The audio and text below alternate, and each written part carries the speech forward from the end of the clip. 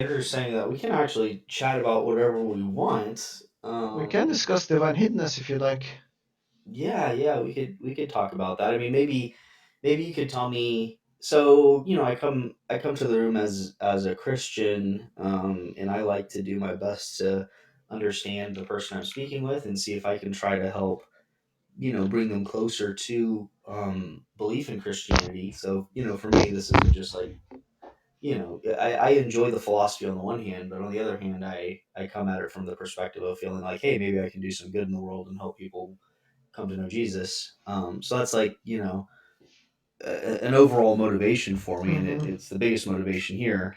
Um, so, Yeah, I but what that appreciate means that. is kind of asking you up front is where are you on that whole position, and if I was I'm gonna like a hardcore global atheist. I a even have an hardcore argument what? for like a global atheist, a hardcore global atheist. Okay, okay, and then I have like an if I argument for like global atheism, but if you want to debate like whether I'll go any way you want. If you want to debate like my arguments for atheism, or you want to debate your arguments for theism, or you want to debate like problem of evil or divine hiddenness, like we can go any way you want.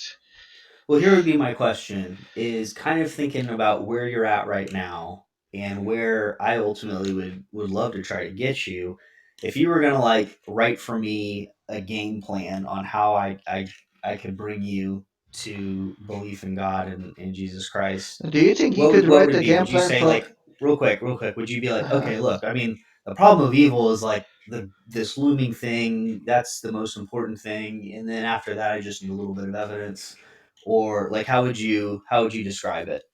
I'm gonna be honest. I don't think I could do that. But let me ask you: could you do the opposite? If I was like, write me a game plan that could move you to atheism. I think for me, I would want to hear a better model of the foundational questions of reality. So like I feel like I've got a really clean model of reality that seems to uh, make sense of all the contingent stuff in the world, all this stuff and all these facts Hmm. that didn't have to be this way. I feel like as I think about what is required for the foundation of reality, I think I ultimately need a fundamental What's choice and the a foundation fundamental of choice reality? Can maker. you explain that to me? What's that? What's foundation of reality? What does that mean? Well, let me tell you, because you asked what the game plan would be. Let me Hmm. tell you the. So I mean, on the one hand, I'd need a probably what for me would be a better model of that foundation, and then I need to find out what I can do with like some of the fulfilled prophecies and like the coincident. There's a lot of coincidences that surround Jesus that are, it seems to defy chance too much. So those would be the two. If you wanted to target things for me, those would be the two things to probably target. And then maybe like the fine tuning argument is Hmm. pretty hard. Pretty would be pretty hard for me to get around as well. So, are you done? I don't want to cut you off because I'm really sorry if I cut you off earlier, Blake. No, no, you're fine. You're fine. Yeah. So like, why I said like I don't think there's anything that could move me is because I think like God or theism is always gonna be like a just so story. Do you know what that means? Just so story. Yes. Are you familiar with like Gregory Dawes' literature? Hmm. Yes, I am.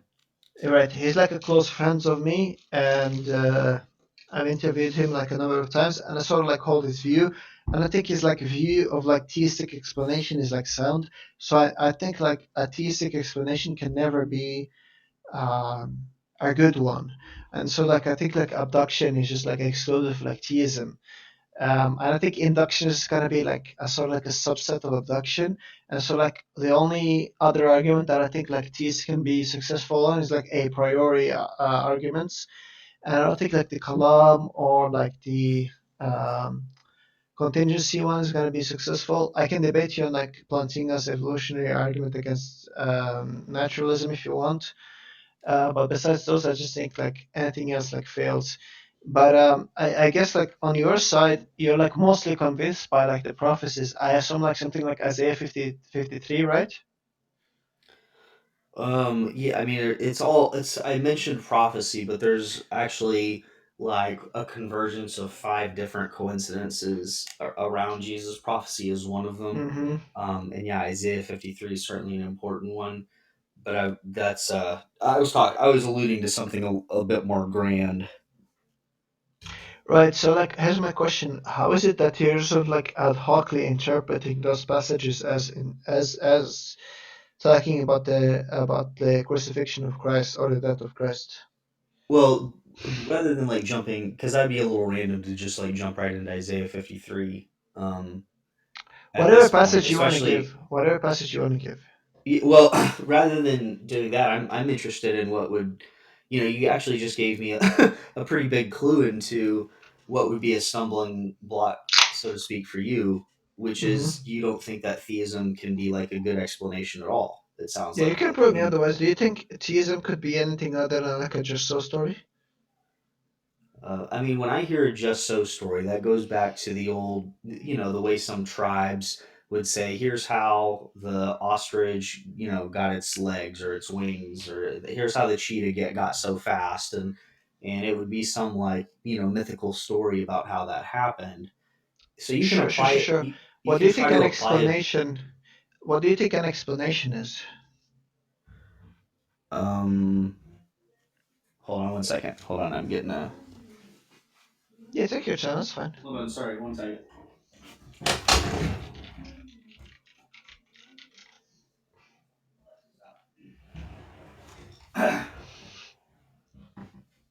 Sorry about that. My Alexa's yelling at me. I think an explanation is a proposition that removes or reduces puzzlement with respect to some other proposition. So that's what it is for one proposition to explain another. Sorry, one more time. An explanation is a puzzlement remover, What does that mean? meaning someone is puzzled about something, about some Uh feature of huh. the world or some claim that they take to be true. They're puzzled about it. Maybe they think it's improbable in some sense, and what an explanation does is it removes that sort of epistemic tension, or the improbability of its truth. What So is it, for instance, epistemic or all this psychological? stuff, real quick, so like I've all got all this stuff around me, Uh huh. and it all seems to, quote unquote, fall, and it falls in the same direction. Well, what are the chances? Well, it turns out the explanation is the kind of thing that can provide a unifying, simplified understanding that just removes the puzzlement that I had about why Hmm. everything is moving in that same Okay, direction, okay, whether or okay, not okay, it's okay, okay, supported by okay. I get it. something. But let me ask you: is it like an epistemic or a psychological notion? Can you just ask that? I don't know how you distinguish epistemic and So psychological. like maybe psychologically, just like me as a human being, you tell me this, I'm like, oh, okay, I understand that. Or with me being like a rational agent that takes epistemology into mind, and you're like, oh, okay, given probability and everything that's relevant to epistemology, this thing satisfies my epistemology. I mean, I imagine you can use adeptly explanation for either one, but I guess in this context, I'm referring to epistemology. Okay, so I'll give you my account because I think in your account there's like it's undetermined whether it's like just gonna be like the random person, you just give them an account that satisfies their psychology, or whether it's like a specific account. But under my account, I hold to like the N model of explanations. Do you know what the N model is? The deductive nomological model. Yes, I know what the deductive nomological Right. model So is. under my view, like explanation is showing that something is like is nomically expected or not. But I Okay. assume that's not going to be available for like something like God, because like once you posit God as an explanation, he's not going to be given like a scientific law. So I'm going to allow like for more room, and I'm going to say like at least show me how the God explanation entails the explanandum. So let's say that God is the explanans. How does God entail the explanandum?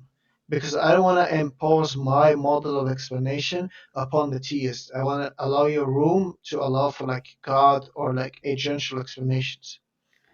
Yeah, so there are like Richard Swinburne, uses a hypothetico-deductive model along those lines that you might appreciate, but Mm-hmm. I think there's already a problem if you need entailment, because I think that there are non-determinative explanations.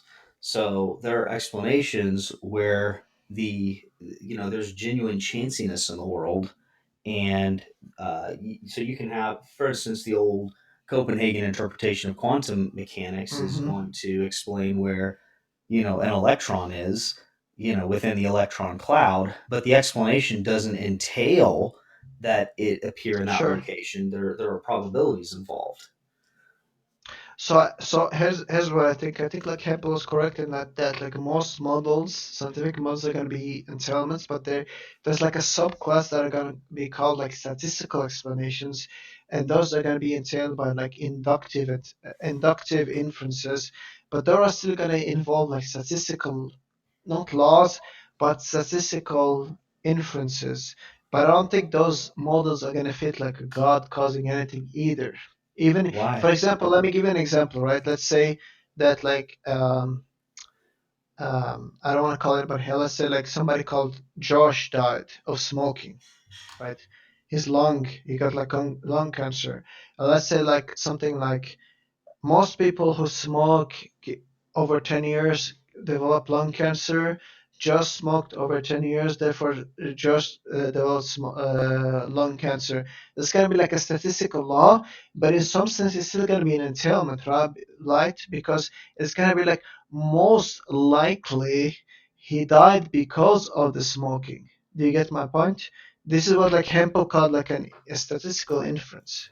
Yeah, that I don't think that's relevant here because Oh, but in the I think you gave like a counterpoint to like the pure entailment explanations, and I think the only relevant counterpoint is going to be like the statistical ones. Like highly, you're gonna die if you do X and you die, and therefore we can pose like smoking or doing drugs or drinking or anything as an explanation for why you died.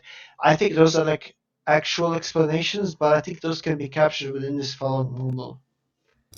I mean, I agree that that's a kind of explanation. It's not as fine grained as we ultimately want. It's not a very fundamental explanation because the fundamental explanation is going to have more to do with like the mechanics of what happened with Josh. But at a higher level, yeah, you can appeal to statistical explanations in that regard. But the world could be deterministic, and you could still have statistical explanations. So I'm not talking about those necessarily. I'm talking Well, about what's an at the explanation under your view? it's a puzzlement remover. What But does let that me go mean? back. Hold on. Let me follow up what I was saying a second ago on like the Copenhagen interpretation, where you have these fields, the electron cloud that, Hmm. based on the mathematics, tells you a probability there's genuine chanciness in the world, and there's a probability associated with it appearing in a particular location. And if you ask why did it appear there, when Hmm. in reality it actually chancy level could have appeared somewhere else, you can appeal to the laws and dispositions of the electron in its environment. And but nevertheless, it's not an entailment that it would appear there.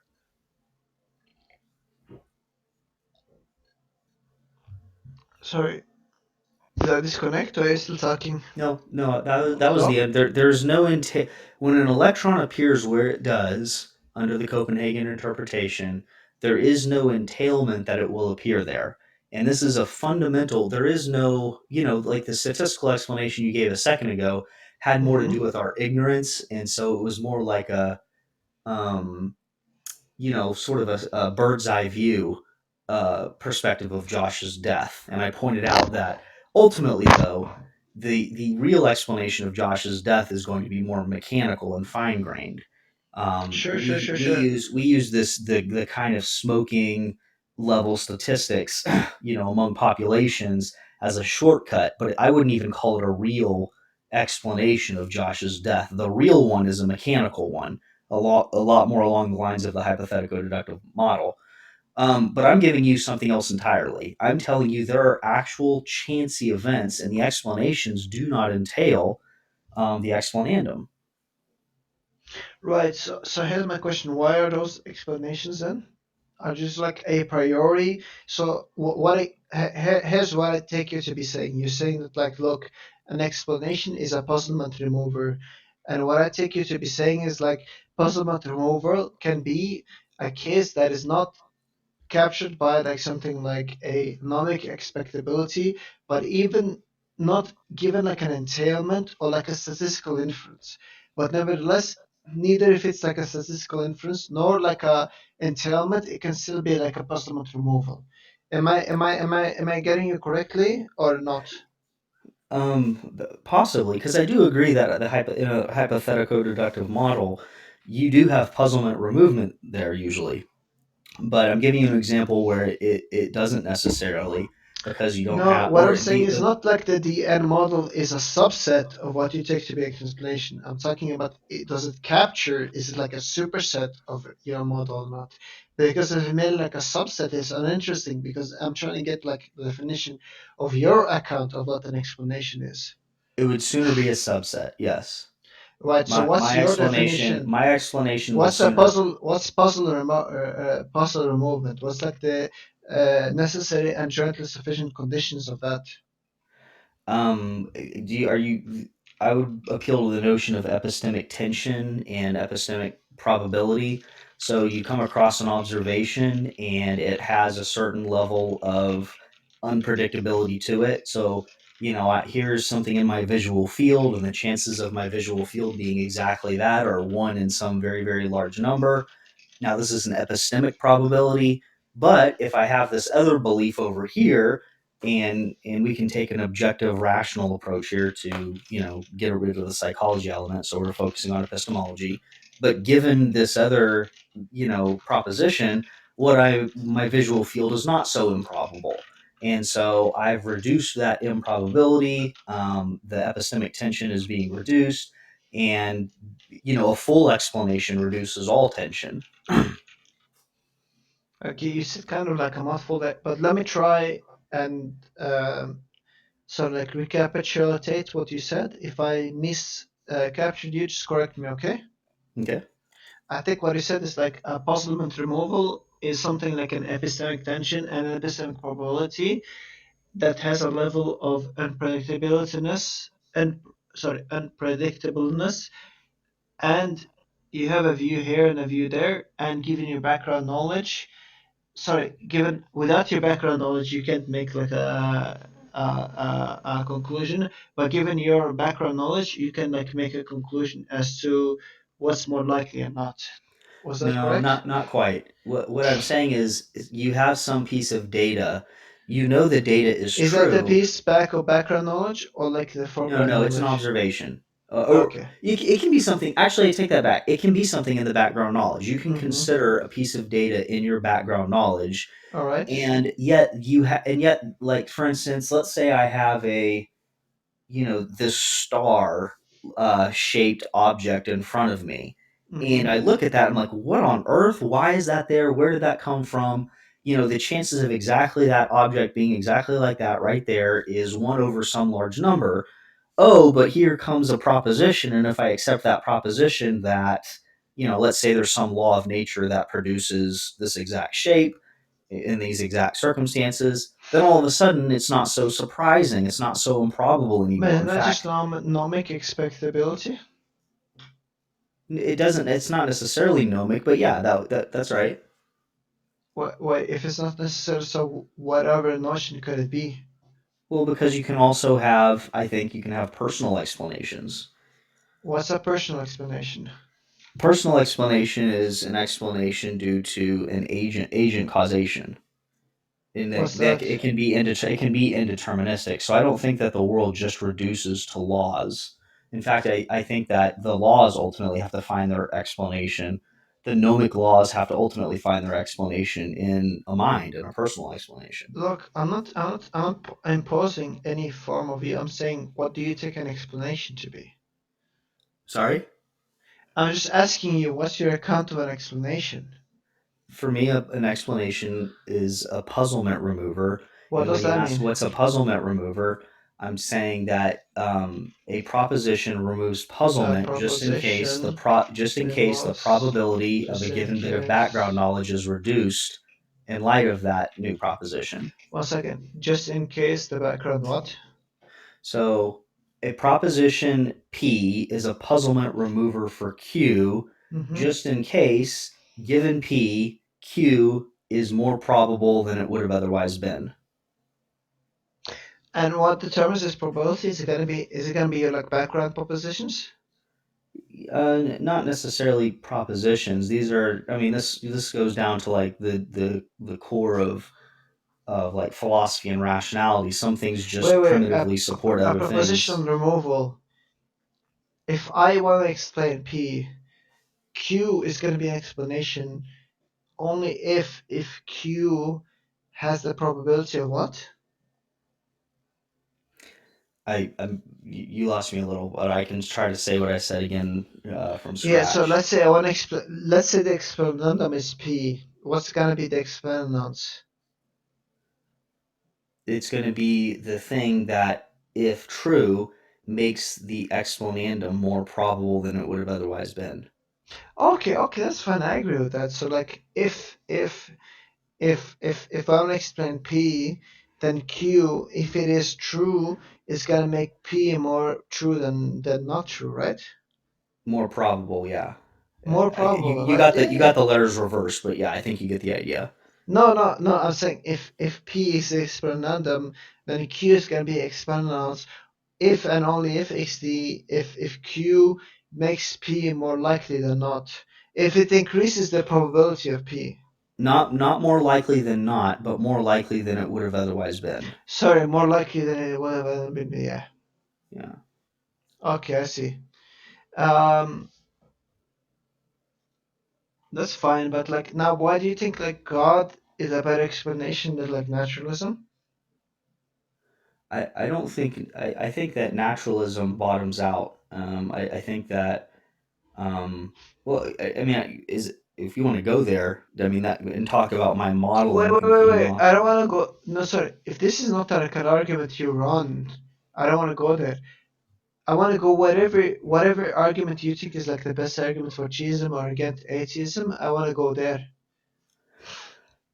let me say first off that regarding this is what I was wanting to say earlier. I think Dawes's approach is not so good, and it's interesting to me because Angstreich also mentioned Dawes in the chat room, and it's curious Why do you because think it's bad? well, I'm about to say it. It's just strange because Dawes is not like a particularly prominent philosopher or anything, but now there's two people in the chat that seem to follow him. Um, I think that his criteria can just be replaced by the regular abductive virtues. So I don't know why. It seems like he tailor made his quote unquote virtues or his quote unquote criteria. It seems like he tailor made it to answer the God question instead of something more robust, which is why I don't think he's published it anywhere else as like What do you general mean by criteria. tailor made? What's that? What do you mean by tailor made?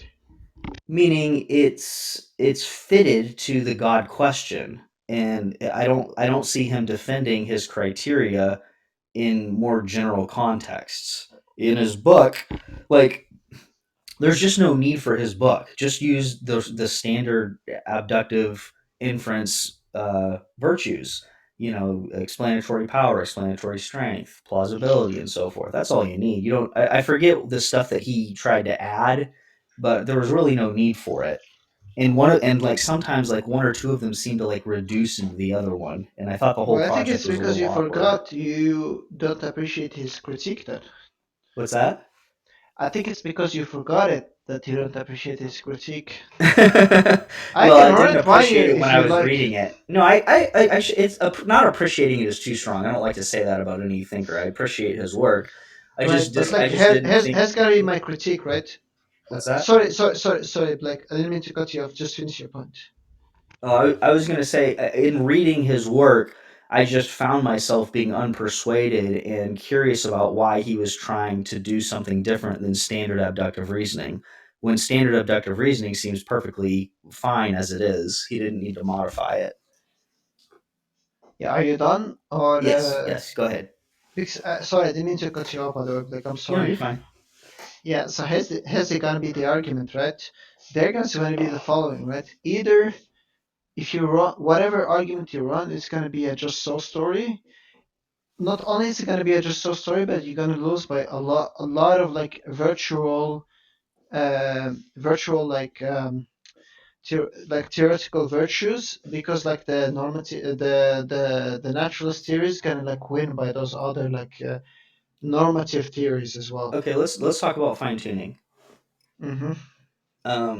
Like so that I think Robin Collins's fine tuning argument is a pretty nice, easy to grasp Hmm. argument for God's existence, and I don't know how it'll come out as a just so story because it's presented as a standard Bayesian face-off. What's the novel predictions? Huh? What are the There don't novel need to be any predictions? novel predictions. But Any I just saw story is just like an explanation that just explains what it seeks to explain without like Well, making like any other the problem explanation. with just so stories is that they're ad hoc, and ad hocness gets cashed out in terms of plausibility, right, Well, and but implausibility. look. If I present an explanation that explains like X, and my explanation only explains X, um, then I can ask how is it not a just so story because it doesn't like predict anything other than the very thing it was like constructed to explain, right? Yep. So how is not like the theistic story only constructed to explain the datum in question? What Well, is the novel because we prediction? discovered fine tuning, we didn't know about it in advance. Sure, we discovered fine tuning. Now you posit a theistic explanation. No, I What got the other theist. It was what already other posited. what other prediction does the theistic explanation make besides the fine tuning one? Beginning of the universe, the creation of the That's universe. part of the fine tuning story. What's the novel prediction? It doesn't. I guess at the end of the day, if you're going to say that God is the cause of the tuning, then I guess you're right that it will But that's unfold and just get gonna be wrapped a up just in so it. story then. Okay, here I'll give you another one then. Look, Blake, let me give you an analogy, right? Let's say I found my shoes stolen from my house, right? And I Mm-hmm. say that like the shoe stealing fairy stole my shoes, right? Mm-hmm. How is my shoe stealing fairy hypothesis not a just so story? It's not. I don't like the word just so. What you mean is it's ad hoc. It's implausible. What I'm saying is that it has no novel predictions. Yeah, you don't need novel predictions in an explanation. Well, that's where we disagree. Because in that case, my story that like the shoe stealing fairy stole my shoes is an actual hypothesis. It's like a fine hypothesis. And if anybody can give me like another hypothesis, I'm justified in believing there are like such a thing as like shoe stealing fairies.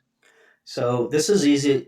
I have two approaches. One here is just to Uh-huh. say, hey, Bayesian inference and Bayesian reasoning trumps is true. And if Bayesian reasoning if Bayesian reasoning is true, it just straightforwardly follows that what you're saying is false. You don't need novel I don't care about predictions. Bayesian reasoning. Look, Real quick, let I'm me finish. Let me finish. uh-huh. That's one approach, Sorry. but I'll give you another example. Uh-huh. I forget the details, but there was like when there was a competition that between theories and Einstein proposing his theory of general relativity, the thing that convinced everyone that general relativity was true was something that everybody already knew was true, but his theory um, was able to explain it better, Yeah, I think even though it wasn't look. a novel prediction. No, His theory did I it think there's better. like I think there's like a I think we're misunderstanding null prediction. Look, here's what I think a null prediction is. Like, look, take the take exponendum x, right? Whatever explanation that's like constructed to explain x is gonna be a non-novel explanation. But like given whatever explanation, if that explanation can explain x, but it also entails something else, even if that's like past knowledge or not, provided that it entails it, it's gonna you can count that as like a novel prediction. Now my question is the following, right? Like when Einstein provided like general relativity, and I think you can correct me, Blake, right? I think he gave his explanation for like the precision of the perihelion of Mercury, but then his theory also predicted um, like the um, like the where else did they It was predict the bending of the light like during an the eclipse. right, like the bending of the light, and I think the red shift of the gravitational lighting. And I think there's like a number of more predictions, right? Gravitational lensing as Yeah, it was well. the gravitational What else? lensing during the eclipse. That was the big discovery that really convinced Right, everyone. I think there's like more, if I'm not mistaken. Here, let me read this. But those would all be like novel predictions. Now my question is like when Blake offers his hypothesis that like God predicts the fine tuning, what are the novel predictions given by God? Hold on. You're assuming that just because there were subsequent novel predictions that the that general relativity didn't be wasn't established sufficiently by getting the correct degree of the precession of the perihelion of Mercury. Was it known before or after it was given as a theory? Let Or me let was it? me let me let's just so that we're all on the same page. This Hmm. is of course a much discussed issue. Let me read this. Quote, this is from Collins explaining this very topic. To who? Robin Collins, Hmm. okay, says the problem is that if we include known evidence E in our background information K, then even if an hypothesis H entails E, it cannot confirm H under the likelihood principle or any Bayesian or quasi Bayesian methodology, since the probability of the evidence given the background knowledge in the hypothesis is equal to the probability of the evidence given the background knowledge in the falsity of the hypothesis. But this seems incorrect. General relativity's prediction of the correct degree of the precession of the perihelion of Mercury, which was an anomaly under Newton's theory of gravity, had been taken to confirm general relativity, even though it was known for over 50 years prior to the development of general relativity, and thus it was entailed by the background knowledge K. He says an That's attractive, and then he just. goes on to explain, therefore, how we What does he can mean by confirm when he say it's taken to be confirmed? is taken to be an explanation of, to be Why is evidence it? for. How is the evidence for like general relativity if general relativity was constructed after the data was known? If I'm the not data quite was clear. known, if the data was known prior to the construction of the theory, how is it like a Yeah, prediction? that's like saying that retrograde motion is evidence of Exactly. epicycles. Okay, let me. Hey, hold So on, No, guys. what? look, look, look, look, look, look, Blake. If I know D, and now I construct like a hypothesis Z that can explain like D, how is Z an evidence for D? Real quick, Andrew, can you limit the Yeah, that's conversation what to I just was just trying to say that, Blake. I don't know. Uh, So I made you both mods. I was thinking you both were going to talk to each other. I just want you both to. sorry. Who was the other guy? I'm gonna kick him down. Who was the No, no, other no. guy? Listen, it's fine what you and Blake want to do, but I think Blake just wanted a one-on-one. I don't know who invited. I'm sorry, Blake. I'll kick the other guy down, Blake. Who No, but was the I'm other totally. guy? And just to be clear, I have nothing against Scott and Coin. I just don't want to misrepresent. I didn't want to do something that wasn't agreed upon. So, um, yeah. So anyway, Coin, Sorry, maybe. I kicked everybody else besides me, you, and Blake.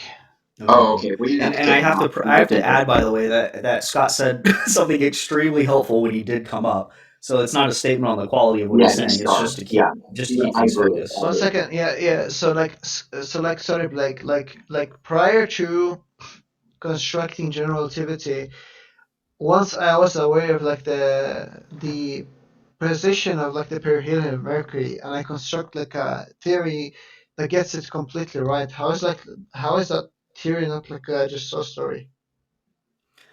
I'm still confused. I think instead of saying just so sorry, do you just mean an ad hoc explanation? I mean like a story that like can explain the very thing that it was constructed to explain. Is that what you Isn't mean by ad hoc story?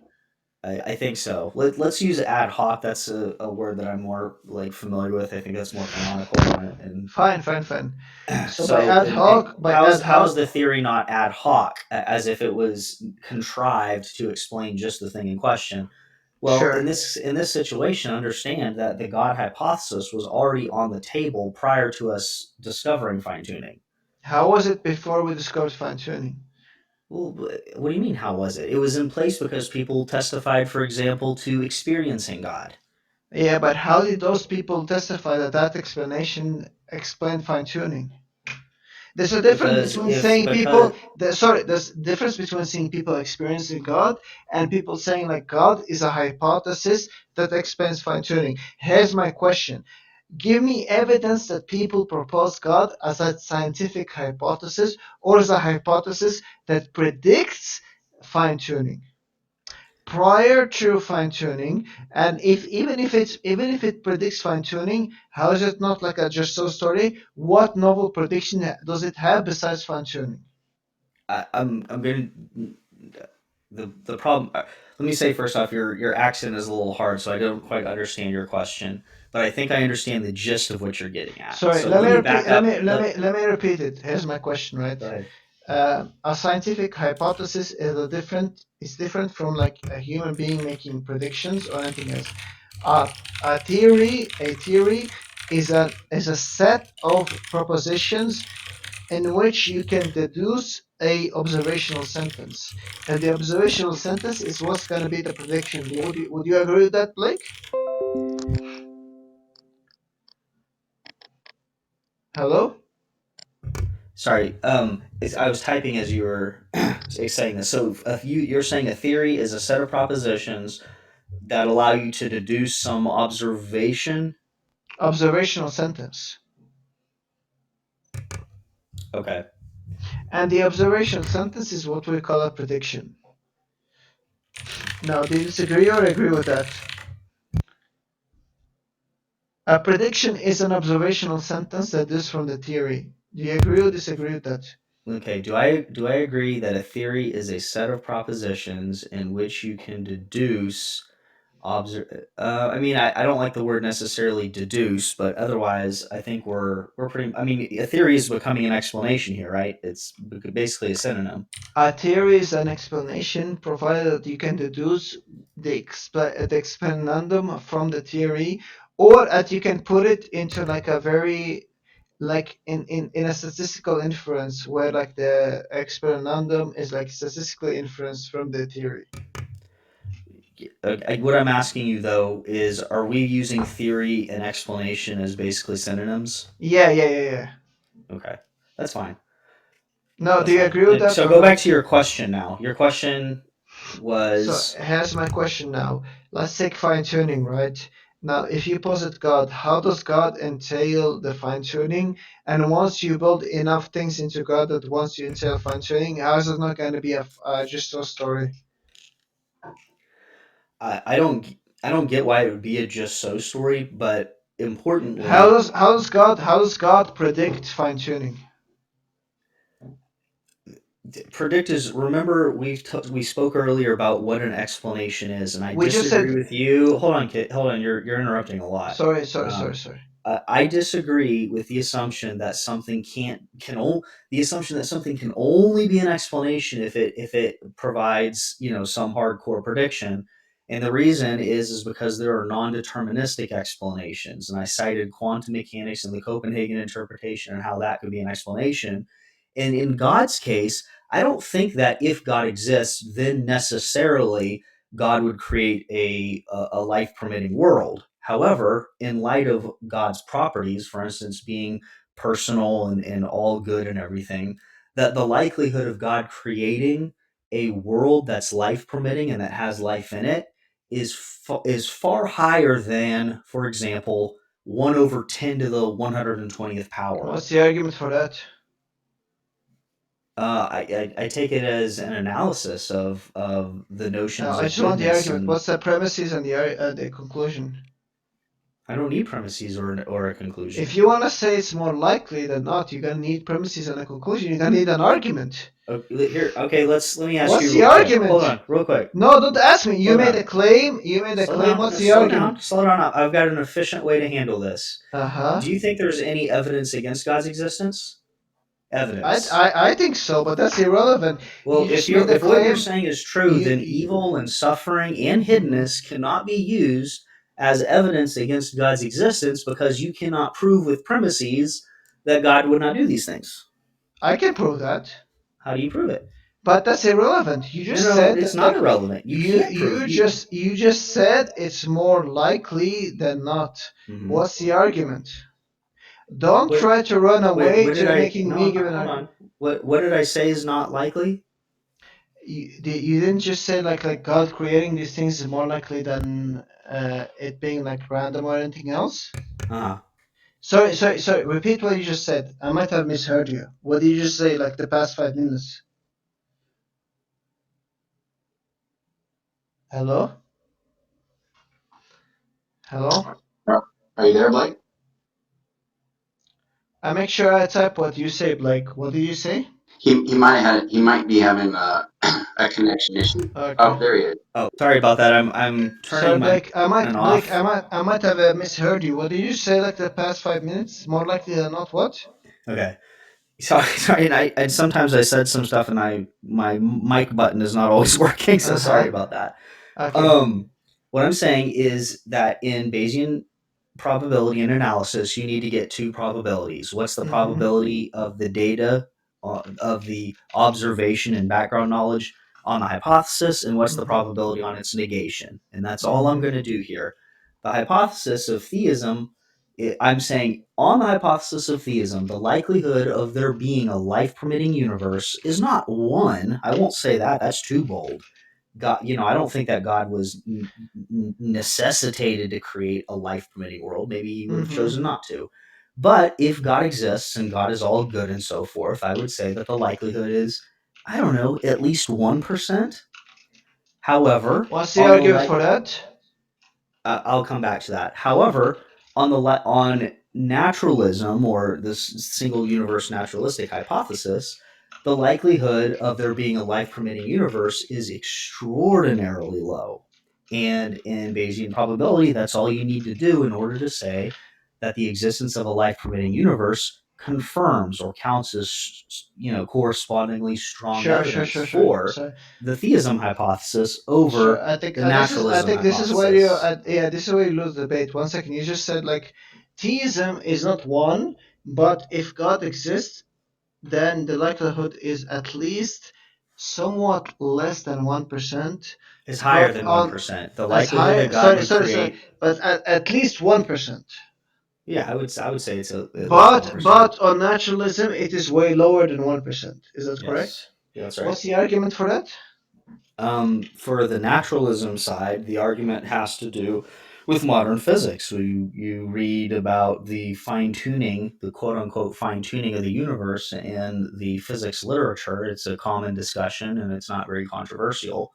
And they'll say that the probability of, for instance, the cosmological constant. Hold on, Who let me. No, says no, don't interrupt. Hold who on, let me says finish my this? sentence. Hey, Wait, let me who finish says my this? sentence. Hold Wait, on, who you're says interrupting. this? Can I finish my Saint, sentence? Sure, I go do have ahead. to. You do interrupt him a lot, Saint. And I'm just saying it objectively. Sorry, Blake. I didn't mean to interrupt you. Sorry. It's a good It's fine. discussion. It is. It's just yeah. I'll Go mute ahead, guys. myself. Sorry. Yeah, I'll tell you what, Venus. Here's my general strategy in having conversations. Is I try not to interrupt you at all unless I think like you're like confused about my point. Just trust that I will do my best to give you plenty of time to talk. I'm Um, sorry, Blake, that I cut you off, but I think you're just like pulling. I'm just like making claims you can justify right now. I know I'm just gonna call them out right I, now. I feel you, and I know that in these sometimes in these chat rooms you have people who are like fighting back and forth to get a chance to talk, but But I'll tell you what, I'm not Jake, going to because do I that. like you. Just once you're done, tell me, Venus, you can talk right now. I'll be Yeah, quiet or I'll until just then. I'll just pause. Yeah, you'll know. You'll be able to tell when I'm done, and I'll try to be efficient about it because I want to hear what you have to say. Um, what was I saying? At this point, I forgot what I was. Andrew, can you remind me what the last thing I said was? So, Eket, what you said is like the theism entails that like the God existent likelihood for for fine tuning is like above 1%, but naturalism is below 1%. Yes, that's right, and these are epistemic probabilities. That's right. Right, which I would never grant, but like I just want to see your argument for them. In epistemic probability, what you just have to do is search your best. You can be informed by the sciences, and that's what I'm proposing here. So, what physicists will do is they'll say, look, if you modify like the cosmological constant by 1 part in 10 to the 120th power, then the universe is either going to collapse in a picosecond or it's going to expand so rapidly that you're only ever going to get the lightest elements, hydrogen and helium, which of course won't permit life. And so you can know that the likelihood of a life permitting universe on naturalism is going to be lower than 1 in 10 to the 120th power. You can talk. That's the Can I that's the talk? key. There's like three problems here. The first one is like, what's the problem? The first thing is like you're misrepresenting in science. There won't be carbon life. What's the argument that there won't be any other based life?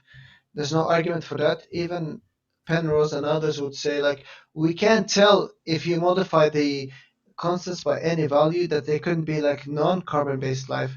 The second thing is going to be what's the argument that God would desire for there to be carbon based life? And the third argument is what's the argument that like given these constants that God is the best explanation and that's not going to be a just so story. What's the novel? Sorry, given the third thing, what's the argument that it's not going to be a just so story that God just desired for there to be these constants and these laws and these values? I'm done.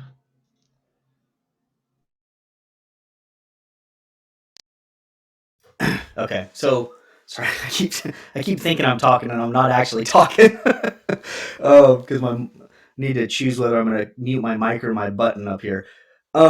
So just as a quick example of what I'm talking about, Geoff Brumfield is Nature magazine's Washington correspondent, and he published a piece in Nature titled "Our Universe: Outrageous Fortune." He says, "quote If you believe the equations of the world's leading cosmologists, the probability that the universe would turn out this way, life permitting, by chance, are infinitesimal, one in a very large number." And you ask about carbon life. Well, what about different forms of life? Well, go back to even the one example I just gave about the cosmological constant, where if you're off by 1 in 10 to the 120th power, the universe collapses in a picosecond. Obviously, no form of life, not even carbon or otherwise. You can't get silicone based life there either. That's what happens if you go wrong one direction. If you go in the other direction, then the universe only ever has hydrogen and helium, and you're not going to get life from only hydrogen and helium either. And we're not talking about like hydrogen and helium in the same vicinity. We're saying that they are rapidly expanding away so quickly that almost instantly they're going to be a Hubble space, a whole universe apart from each other. Every single hydrogen and helium particle. So you'll never get interaction, you'll never get chemistry, you can't get any life. That would be a pretty safe thing that cosmologists agree on. When I pause for a long time like that, you're welcome to jump back in. I'm just gonna need like some kind of like a source that like the vast majority like physicists agree on this like consensus. Do you have like a source for that? Sure. Let me.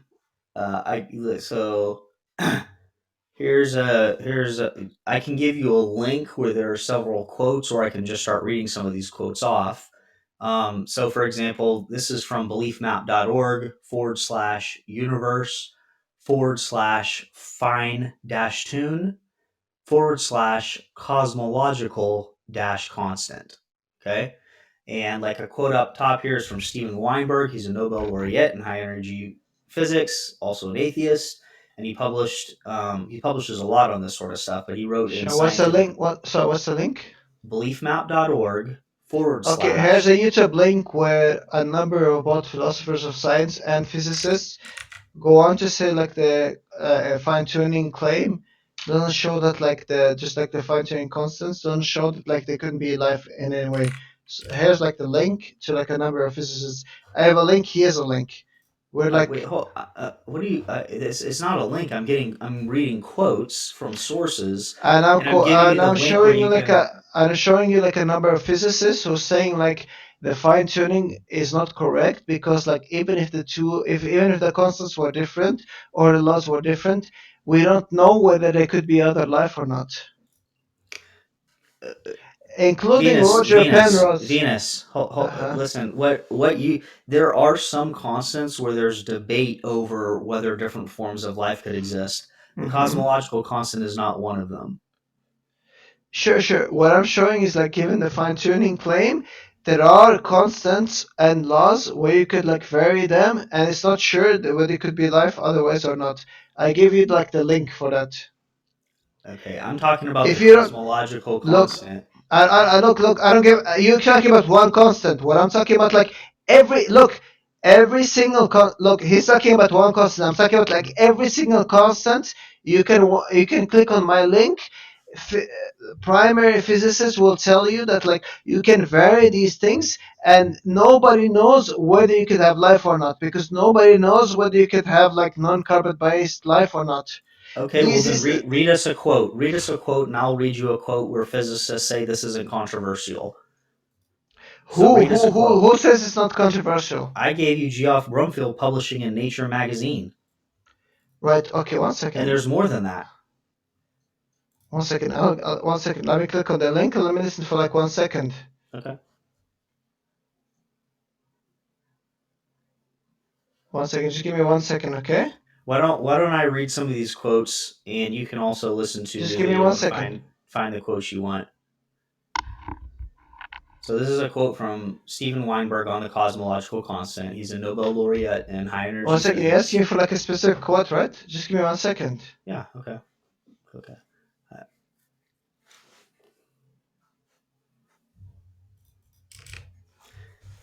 So Christopher Hitchcock says.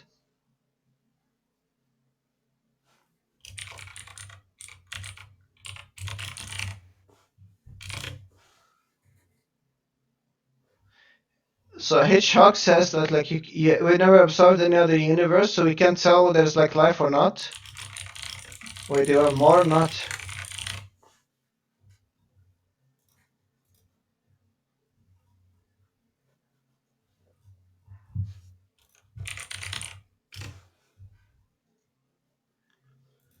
Wait, do you want more names or not? Yo, yeah, I do. 1 Yeah. second. So Chris Hitchcock agrees with me, given the link that I gave. Let me find you more names. Here's what you should listen to, not what one random person. Wait, I'm gonna Chris read you a Hitchcock, he's quote. not No, a no, hey, random. He's not now a I'm random. talking. Hey, don't He's interrupt. not a random person. Don't say Okay. he's a random person. Okay. Let me. This is Luke Barnes, who has written a book on the subject. Luke Barnes is a theist. He's a theist apologist. I don't give a shit Does it? about Hey, him. hold on. He is a professor of So physics. look, guys, Hold on. It doesn't matter what. I gave Hey, you a physicist. I gave you guys a physicist who's not I'm not invested in the debate. Venus. Okay, Venus, stop interrupting me. Okay, listen. Luke Barnes is a theist. He's written a book on this topic. He is a world-renowned specialist on this topic. And what So is matters, Chris please don't stop. Hold Hitchcock. on. So is Venus, Chris Venus, Hitchcock. Venus. Wait, please. This isn't a book. This isn't another book. He wrote A Fortunate Universe, Cambridge University Press, 2016. He explains that he published a review of the scientific literature, 200 plus papers, and confesses that he can only think of, quote, a handful of physicists that oppose this conclusion of fine tuning and piles that support it, end quote. He's not just talking, it's not just his personal opinion. He's saying this is the 95 plus consensus of specialists and basically everyone who works specifically on the topic of fine tuning. It's not a matter of debate that there is fine tuning in the sense that if you modify these constants, then you're going to get a universe that prohibits not just life as we know it, but any form of life whatsoever, because you can't get a life in a universe, for example, that collapses instantly or that only ever could have hydrogen and helium. Go ahead.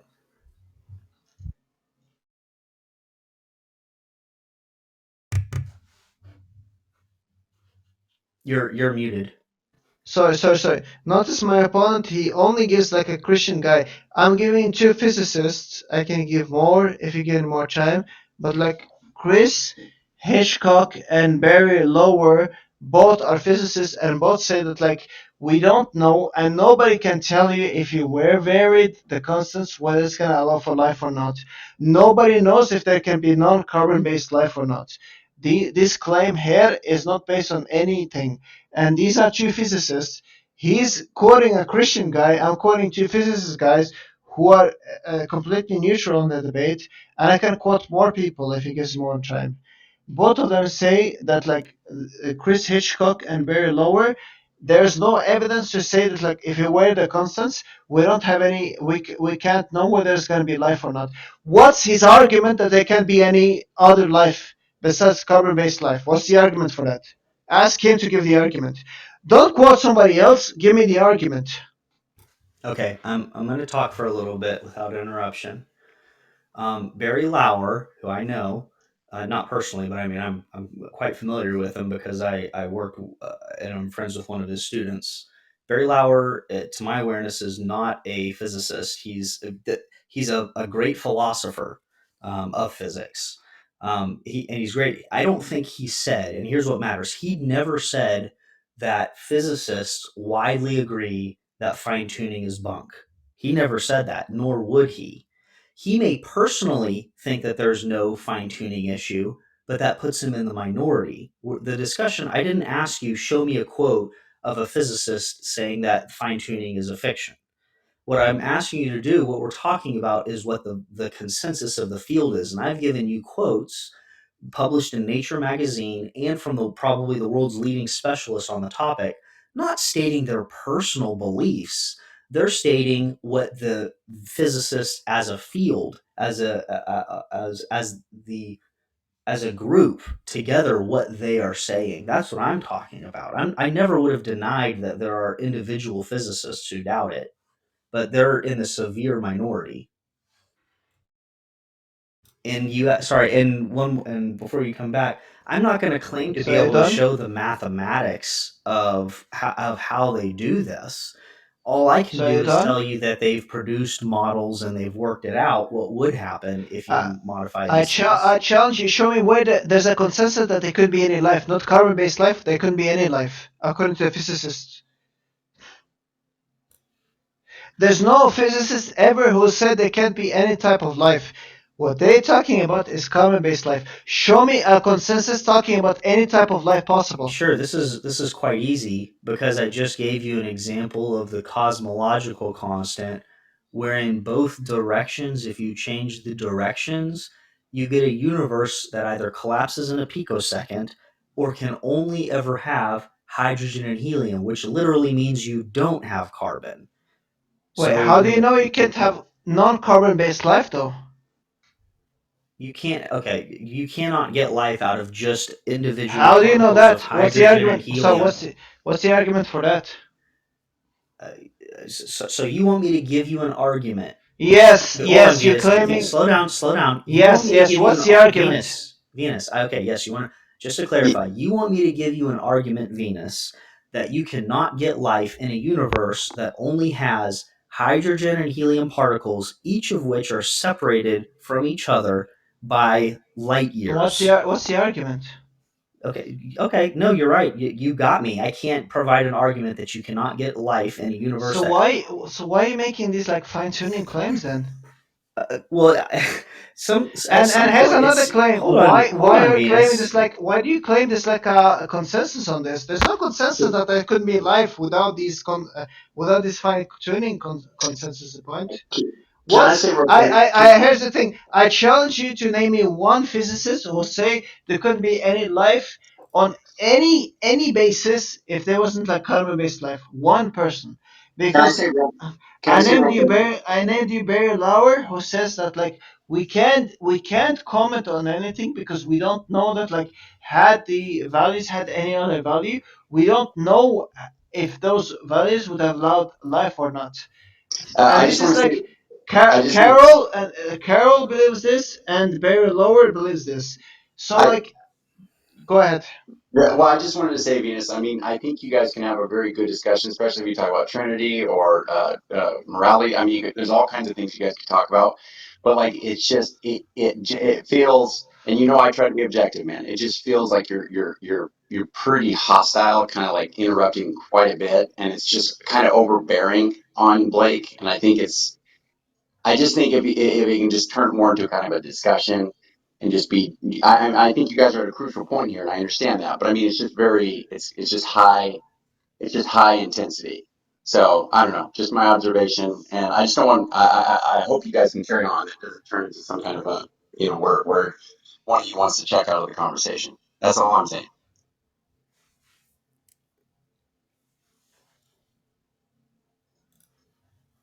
Wait. Can I just name a number of like physicists who agree with me before we go on? Hello? Yeah, yeah, please. I mean, I should say individual physicists aren't very helpful here because I'm making claims about what the vast majority of the field says. You can find What's the quotes. source? What's the You source can that the find vast quotes from majority? Jesus What's mythicists. what's the source? Hold What's on, the man. I'm source that? talking. What's I'm the source talking. that the majority say this? What's the source that the majority say this? I gave you a quote published in Nature magazine from Geoff That Brumfield the that said majority exactly. that the majority say this? Hey, Give me that hey, quote. Venus, you got to stop, man. I gave you two sources that spoke directly to the entire field. The first was Geoff Brumfield, published in Nature magazine, and the second was from Luke Barnes, who did a published review in a peer-reviewed journal of over 200 academic sources published on the fine-tuning question, and him testifying that there are only a handful of physicists who disagree with the conclusion of fine-tuning. And he's not talking about carbon. Nobody's talking about carbon-based life. That's not even an interesting question. The issue has to do with life in general. And you can't get life in a universe that collapses in a picosecond or that Yeah, can't yeah, have yeah, yeah, yeah. chemistry. Let me know when you're done because I'm not sure you're like bullshitting, but let me know when you're done. Well, I mean, I don't. You don't think he's being genuine here?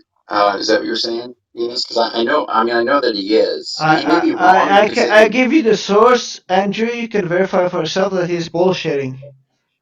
Well, wait. So you're saying that he's saying something that he knows is false? Is that what you're saying? No, maybe he's just like ignorant or something. But like the vast majority of Well, physicists would agree with me, not yeah. with him. Well, that's fine. I mean, and that's fine. Maybe you could say that he's wrong, but I would just say, I mean, don't you think just, I mean, I know he's willing to give you as much time as you I want don't to want show that to he's insult wrong. him. Look, I like Blake. I don't want to insult him, but I'm saying like Yeah. the prominent physicists would agree with me, would not with him.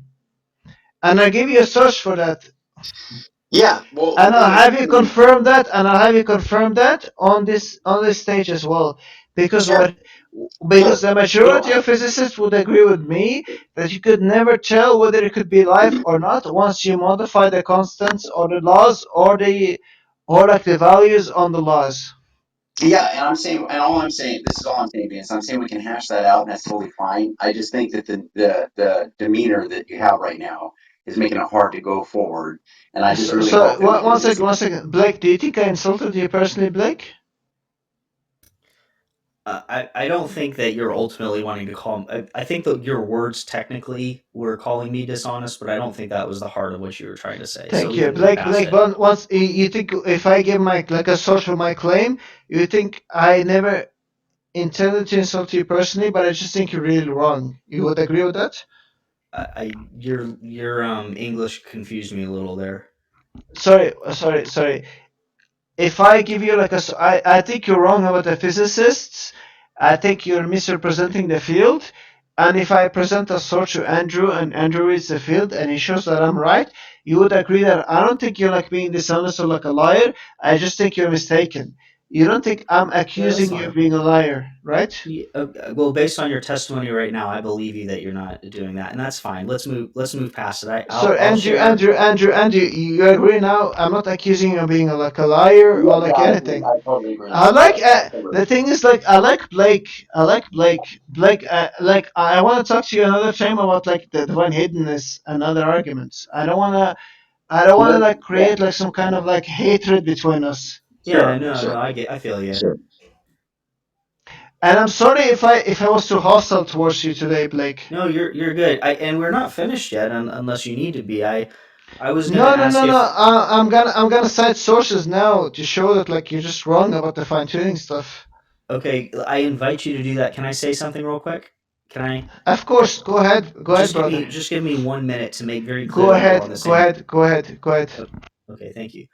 The main thing as you go bring forward your quotes is to understand that I'm not just bringing out someone who personally believes that there's fine tuning. I'm interested in what the field says, and I hope your quotes speak to what people in the entire field are saying because that's what I focused on. You did ask me, can you find me one physicist who says it refers to life of any kind? I'm not a big Stephen Hawking, fanboy or whatever. A lot of people are, but this is a quote from Stephen Hawking. He says, "Of course, there might be other forms of intelligent life. Dot dot dot. Nevertheless, it seems clear that there are relatively few ranges of life for the numbers that would allow for the development of any form of intelligent life. Most sets of values would give rise to universes that, although they might be very beautiful, would contain no one able to wonder at that beauty." That's one. Go ahead. You can talk now. All right, so like there's like two critiques that I'm raising here. The one thing is like God doesn't explain the fine tuning. God would just be a just so story. The second point that I'm raising is like there's not a consensus whether or not that the only values given now could allow for life. The only thing you can say is like they allow for carbon based life, because a lot of people would say we don't know if they allow for other type of life, and the people who would agree with that is like Penrose, Sean Carroll, Alan Good, Carol Roberti, and Larry Linford, who would say that like we can't say whether or not a variation on these values would allow for other values. What's the argument by my friend Blake Giunta that if you vary these values wouldn't allow for like non-carbon based life? Okay. Can I talk? Yeah, sure, go ahead. I don't think that you have quotes from Penrose and Guth saying that. Sorry, didn't I give the link earlier? I don't. I haven't seen the. It sounds like it's a video, or is an article. Sorry, If it's a video, I gave it to you earlier. You can look at yeah, that. I They can't. confirm what I say. What they're gonna say. You can confirm that both as several individuals: Barry Lower, Penrose, Sean Carroll, Alan Good, Carol Rovelli, and Dale Linford would all confirm that once you vary the constants, you can't say whether or not they're gonna allow for other type of life. They're not gonna be a carbon-based life, but you can't say that they're not gonna be any other type of life. This is the first problem. The second problem is how is Blake's explanation not a just so story? Okay, I'm going to make a closing statement, so to speak, on this. What physicists are saying, and you can make one after me. Again, I've been pointing to quotes where specialists talk about their entire field, including Barnes and his 200 plus academic paper review. I admit I have not seen this YouTube video. I bet it's probably that video. I bet I know what video it is. I don't think the quotes that are in there are saying anything along the lines of what you're saying. I think that they may be talking about various instances of fine tuning, but I'm talking about some of the most global instances of fine tuning where if you mess with how atoms work, you can't get any form of chemistry whatsoever. Or if you mess with the cosmological constant, is the example I've been focusing on. If the universe collapses in a picosecond, you're not going to get carbon-based life or any other life. So you don't need to be saying, well, maybe there could be other forms. I get you. If you modify some of the more flexible things, you can talk about that. But if you modify the cosmological constant, you're not going to get life in a universe that collapses in a picosecond or only has a single hydrogen or helium particle universes apart from each other. You can't get life in that. And I don't think, and I'm almost not, I'm 99.999% sure that Penrose, Guth, and even Carroll don't say otherwise on that. You can give your closing statement, and then we'll talk about whether God is an explanation. Sorry, can I speak now? Yes, go for it. Yeah, so like notice he did address my main argument. My main argument is like his argument is just like a just so story that doesn't like show how there's like any normal prediction given like God explains all of these things. My secondary argument was that like his empirical claims are not even correct because according to Barry Lower, Penrose, Carroll, Alan Gould, Carol Rovelli, and Delia Linford, and you can look at the link that I posted, all of them say that like if you vary the constants, we don't know if they could allow for other types of life other than carbon-based life. And check the video for yourself. Watch the video for yourself. Don't trust me. Don't trust Blake. Watch it for yourself. They say we don't know if it allows for other based kind of life besides carbon-based life. So Blake has like two problems. One, he the argument he has for like carbon-based life is just so story. The second problem he has is like his claim for like fine tuning for life is fine tuning for like carbon-based life. But like the majority, the greatest, sorry, not majority. I'm not gonna make a claim about majority, but like the biggest heads of physicists, like again, I'm gonna repeat, Roger Penrose, Carol Alan Gould, Caravalli, Don Inford, Beryl Lover, all say that like if you vary these constants, we don't know if they would allow for other type base of life. Okay, he's claiming that the only type of life that can be allowed is carbon-based life. He doesn't have an argument for that. Physicists don't grant that. Okay, physicists say we don't know, and I'm done with my statement. Okay, let's move on to the second part. And just, I will say, I'm never saying that, nobody's saying that only carbon based life is permissible or that I think that's the only one. So that was just Hmm. to, so you don't misrepresent me accidentally. Sorry. Um, So yeah, how do I'm you talking know? about How do you know if you vary the constants, you can have other type of life? I'm okay with like silicone based life, any form of life. You can use a pretty liberal definition of life. I'm talking about life permitting in general, not just How do you know that like carbon.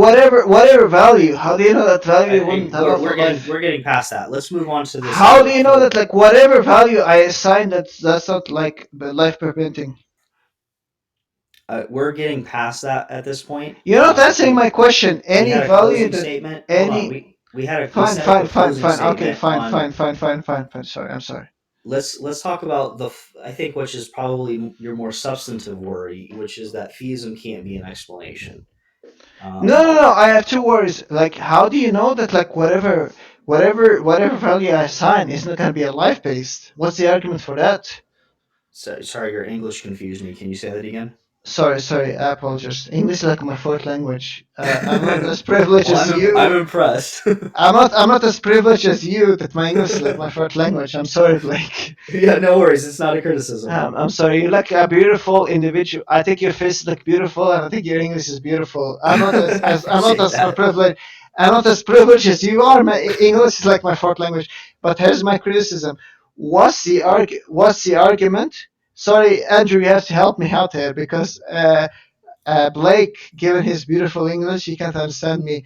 What's the argument that like any variation given the values is not gonna be life permitting? Yeah, so that's gonna require us to get into those, those 200 plus papers that That's fine. um, Let us get into those 300 I papers. confessed earlier that I'm not able to get into the mathematics. I want to get into the math. Let's get us into that math. What's the argument that any variations are not going to be math permitting? And by the way, this is not original to me. This is Malpass's argument. Do you know who Malpass is, by the way? He's Yeah, like a yeah. right.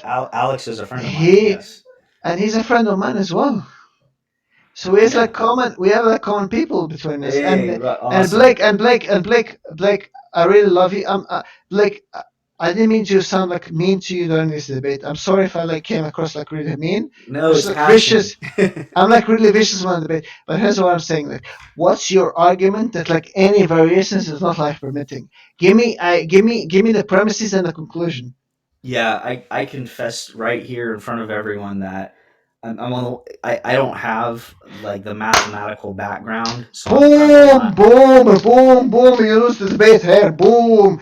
You don't have an argument because I can say like any variation is life permitting. What's the argument against that? What's the argument against that? Like me variating the constants is not gonna allow for life permitting. Yeah, Give that's me an where. argument. Yeah, I feel like we're gonna be going in circles at this point. That's where What's I'm. the argument against that? If I variate the permit, what's the argument that that's not gonna be life permitting? You're just denying the truth of fine tuning at this point. I gave you a number of scientists who say that you can vary them, and we're in an epistemic agnosticism whether or not it's going to be life permitting. What's your argument against that?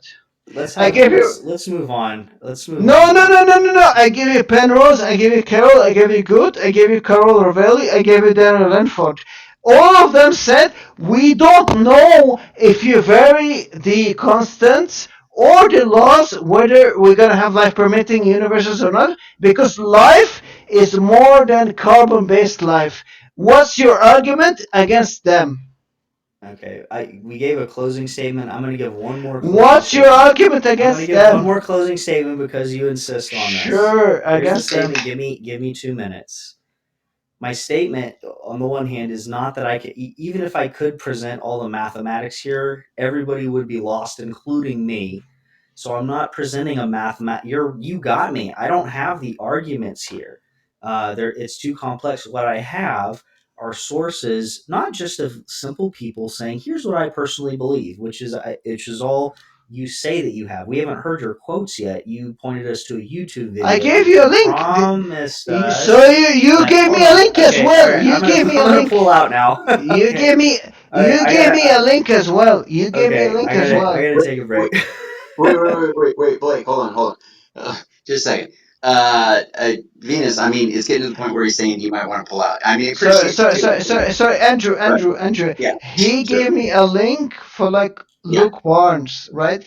I yes, gave a I link understand. for like 10 physicists who are saying verbatim and chance anybody here, anybody on this channel, all of them are saying, look, we don't know whether these constants, if you vary them, are going to be life permitting or not.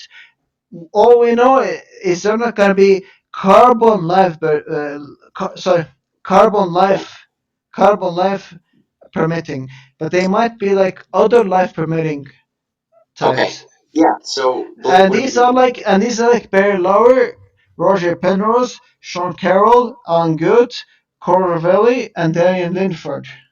And I don't think that they're saying what he thinks they're saying. Watch a YouTube video. If you don't think they're saying what I'm saying, watch a YouTube video. Do you Watch a think? YouTube video. Okay. So maybe that's something that just couldn't be settled quickly, and maybe it would be good. Once he's saying he doesn't think that. One second, Giunta, why don't you think they're saying what I'm saying? Because I know enough about the topic to know that all of No, these no. people What's are your not argument? denying the What's existence your of fine argument? Hold on, What's tuning. your argument? What's your argument? This What's your isn't working. argument? This isn't working. Venus, What? but you, What's his argument? What's his argument that they're not saying what I'm saying? They're saying.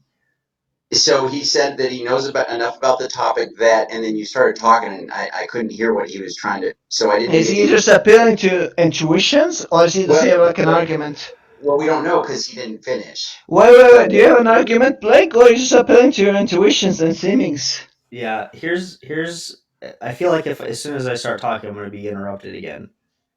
Yeah, So it's a bad feeling, and it makes it hard to kind of. I want to interrupt him. I swear, I want to interrupt him. Okay, all right, go ahead, Blake. here's where I'm at. I've spent a lot of time discussing and studying this particular topic to feel like I have a good understanding of what physicists are saying on the issue. But more importantly, I brought two quotes. Published in Nature magazine, where it says that if you agree with the equations of the world's leading physicists, and he goes on to say that the universe would not. He's not just talking about carbon-based life. The universe would not permit life. Period. Based on these equations that are, he's making a statement about the field as a whole, published in Nature magazine. More important than that, I don't care what Luke Barnes thinks. Who cares? I mean, yeah, he's one of the world's leading physicists, or not physicists, world's leading specialists He's on the not. fine He's tuning not. He's not. topic. You By the said way, you he's wouldn't not. interrupt. He's You said not. you wouldn't He's not. interrupt. He's not. He's not. He's You not said one you of wouldn't the leading interrupt. You ones. did say you wouldn't interrupt though, Venus. Hold You on. did say Sorry. that. Sorry. Sorry. So What Alice, I stop, did man. is I pointed to Luke Barnes' published paper. I believe it was published in Nature, where he did a survey of 200 to over 200, he said, papers on the topic of fine tuning. He is the specialist in knowing what physicists are saying at the moment. And what Luke Barnes testifies is that there are only a handful of physicists that deny the truth of fine Can I tuning. speak This now? Can I conflicts. speak? This conflicts with the picture that Venus that you're presenting. And let Can me I keep speak? talking. And that Venus, and that brings me to your video. You're pointing to a video. We don't know yet what the quotes are in the video, Watch but the what I video then. anticipate the quotes saying, because the people in the video wanted to try to make sort of a fine tuning debunking argument, if it's the video I think it is. The same people that tried to make a debunking argument of the Including Roger cosmological. Penrose. Let me finish, man. Come on, you Including said you let me Penrose. finish. You you said gotta you Saying. let let me him finish, finish. Venus. Sorry. Go ahead. Just let Go him ahead. finish. Okay. What I suspect that the video is talking about is they're referring to less global forms of fine tuning, where it's true that if you modify, for instance, how certain stars are formed, then you might be able that's compatible with other forms of life. But nobody's just interested in carbon-based life. We're all talking about life as a whole, and the types of fine tuning I'm talking about. And this is my end. The ones that are ones that have to do with destroying the very possibility of chemistry, or having a universe consist of only black holes, or a universe, again, that collapses in a picosecond, or a universe that is expanding so rapidly that you never get any conglomeration of particles. These sorts of things are the big fine tuning problem, and those I think are what Luke Barnes says are widely acknowledged right now. That's the Okay. last I have to say. You can have the last word. Then let's move on to your worry, Venus, about whether God can be an explanation. Why should we think that a life permitting universe is more likely on theism? You can talk about that if you want next, or we can talk about the Trinity. I would love to hear about the Trinity, to be honest. But go ahead, Venus. And I just did want to say something right after you say what you want to say, Venus. Go ahead. All right. So like, there's like my critique was like two ways, right? It's like the fun thing is like even if you grant fine tuning, how wouldn't theism just be like just a story? I don't think he gave any argument against that. And the second one is like he said, well, I gave this link, but if you watch the link that I gave, like Barry Lower, Roger Penrose, Carol, Alan Good, Carol Ravelli, and Daniel Linford will all tell you that like, look, there's no problem with like fine tuning because there's like a twofold problem. One is like you can divide by infinity, so if there's like an infinitude of like universes and possibilities and the real number, you can say how likely it is or not that the universe is like fine tuned. The second one is gonna be that like how do you know that like other variations wouldn't allow for like other base type of life, even if it's not carbon based life? How do you know it's not going to be some other type of life, non-carbon based life? And Blake never addressed that, right? So there's like three problems. One is like, how is not his hypothesis just like a just so story? Second is, how does he address the probability problem? And the third one is like, how does he know there wouldn't be like any other base of life? And this is not just my saying. This is the saying of like Barry Lauer, Roger Penrose, Sean Carroll, Alan Good, Carol Volley, and Daniel Runfold. And if you doubt what I'm saying, look at the link that I posted. Look at the link Oh, that I posted. Who is a bigger physicist today than Roger Penrose? He's like the biggest physicist today, and I didn't just quote him. I quoted him, Barry Lauer, Sean Carroll, Ian Good, Carol Valley, and then who did my friend Blake quote? He quoted like a Christian physicist who's in the field to run Christian apologetics. He's a guy who runs apologetics, not an actual physicist, an apologist. I'm quoting actual physicists who are in the field. He's quoting an apologist. That's all I'm gonna say. I'm done now. Okay. Yeah, I just wanted to say something real quick. For both of you, this is just what I see objectively with both of you. Is that one, like what you're saying, Blake, about Luke Barnes? I think an objection a lot of people might have is that you're counting on his testimony there, as opposed to knowing, um, who he's actually referencing and having the quotes of whoever he's referencing. So that's one thing. But then the thing with what Venus is saying is, to say that just because he's Christian, that therefore what he's doing isn't valid, or that he's trying to run apologetics. Wait, what are you saying? I'm doing something invalid? No, no, no. To say that Luke Barnes, just because he's Sorry, a Christian. I'm extremely drunk right now. So Oh, like I'm debating Blake on like an extreme yeah. handicap right now. To By the say way, that Blake, I'm like debating you on like 10% right now. If I was like 100%, you'd be like way, yes. way worse. No, but to say that Luke Barnes is just because he's Christian that therefore somehow is an Right. issue, right? Because you could have atheists or But, various but other. by the way, let me just say something, Yeah, Andrew. Like I'm like yeah. extremely drunk, so I'm not like on my I heard best you. right now. But I like heard you. Blake, I really respect you. Like even on like my sober days, because I read like your literature on like the divine hiddenness argument. So like even if I seem rude to you right now, I promise you it's just because of my alcohol. So I really apologize. But it doesn't mean it's not fruitful for others. So and hopefully that. Yeah. But I'm just saying, like Blake, I want me and you to have like a fruitful relationship in the future. Oh yeah, of course. No worries at all. Okay, You're cool. you're fine. Because Right on. and Blake, by the way, I want like a debate on like divine hiddenness in the future if you want that. Yeah, but you can't be drunk next time. Why not? uh, all right. Well, yeah. Okay. So What if I'm 360 on you while drunk? Like if I'm sober, you're gonna get completely destroyed. maybe you're better when you're drunk. Who knows? No. Okay. But one thing I would say, talk about the Trinity because that's kind of But can we continue this debate? Can he answer my objection to his position? well, no. Well, I Or mean, you both. did he? I think you guys agreed that you were going to move on after that. Oh, okay. Well, 1 second, Blake. Can we move to divine hiddenness? I'm probably that's going to be a long. That's a long enough discussion that we probably should have a more dedicated Sure. segment for it, How about probably when you're next more. next Saturday? Well, I promise to be sober. Okay. Okay, yeah, that sounds good. Okay, and then but On the one. 31st. The 31st. Yeah, that should work. All right. Can you add Okay, me? and you said, can you add Oh, him? oh, And he said, sorry. oh, as a friend. Oh Yes, yeah, I think follow. I Yeah. can. By No, the you way, can. Blake, I'm sorry if you found me to be like insulting or rude in any way. I mean, you're passionate. I can feel the passion, but we had. I can tell you read a lot of stuff like when we were talking at the beginning, so I think we'll have some good conversation. Yeah, but you don't hate me, right? No, no, not at all. We're friends, right?